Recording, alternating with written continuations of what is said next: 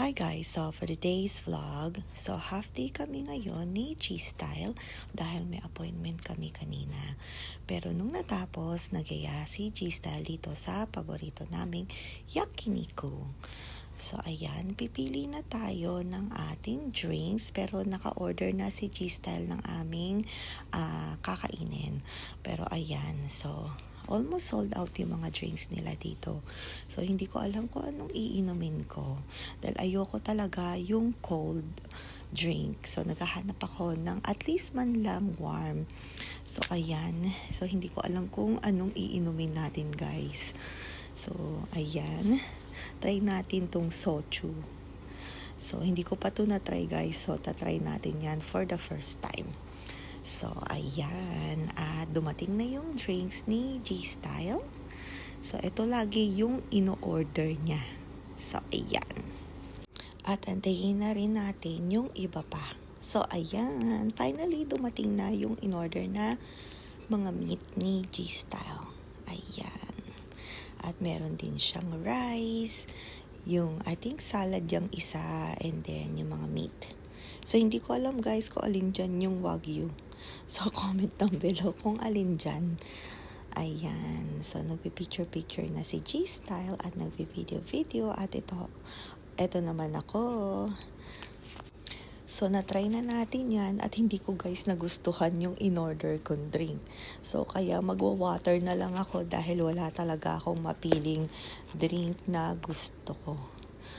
So, ayan, mag-i-start na tayong magluto at kumain. Dahil medyo gutom na rin kami ni G-Style. So, ayan.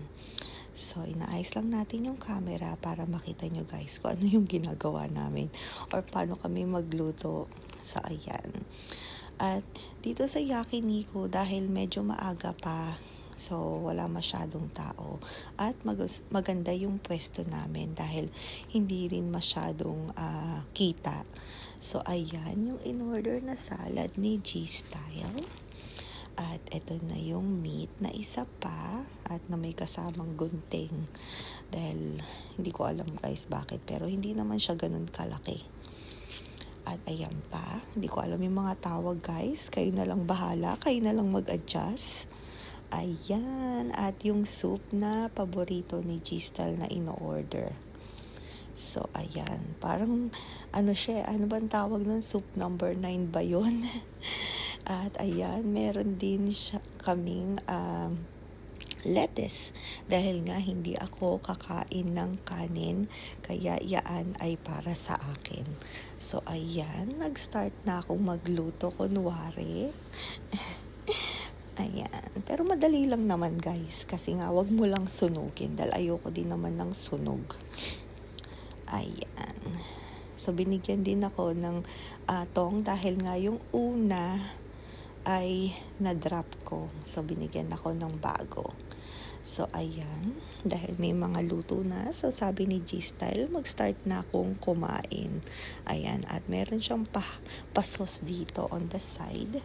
Hindi siya spicy, guys. Pero masarap siya. Kahit na meron ng salt or pepper or may soy sauce yung mga meat, masarap siya lalo pag nilagyan nyo yan. Ayan. O, ganyan. Ganyan tayo kumain. So, ayan. Tapos na kaming kumain ni G-Style. So, magbabayad na siya. So, hindi ko alam kung magkano yung bill namin. Ayan. Nakapila na kami dahil, ayan. Naantay ko lang si G-Style banda dito. So, waiting na siya para magbayad. So, after ni G-Style magbayad, so, uuwi na tayo para makapagpahinga dahil kinabukasan may pasok pa tayo. So, dito na lang ulit. Thank you guys for watching. See you guys next time. Bye, guys!